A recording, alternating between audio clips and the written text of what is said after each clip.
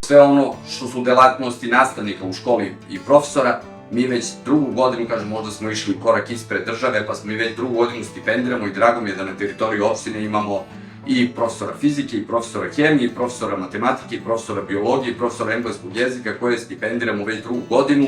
Nismo ih uslovljavali ni prosekom, niti smo ih uslovljavali zapošljavanjem na teritoriji opštine Soko Banja. Naravno, ja ne mogu da znam da li će u tom momentu biti broj dece u toj školi, da li će taj nastavnik biti potreban, ali prosto smo hteli da stipendiramo te smerove i ne samo te prosvetarske. Ono što su nam deficitarna zanimanja su i inženjeri arhitekture, građevine, mašinstva, kao i inženjeri IT tehnologija, kao i rudarsko-geološki fakultet.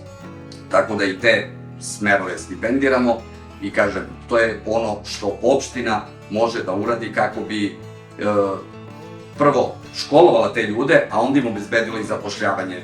U nekom momentu ja se stvarno trudio i da otvorim radna mesta, nažalost u Soko Banji se ranije ljudi nisu bavili kulturom, istorijom, otvorio sam kulturni centar, tu zaposlio neke mlade ljude koji su stručni, koji su završili fakultete i na tome neću stati. Jednog momenta mi je neko i zamerio da trošim budžet opštine. Ono što ja smatram, zaposliti ljude, dati im hleb u ruke i da oni stvore ovde svoje potomstvo, to jedino ne smatram troškom, nego jednom velikom investicijom u budućnost Soko Banje.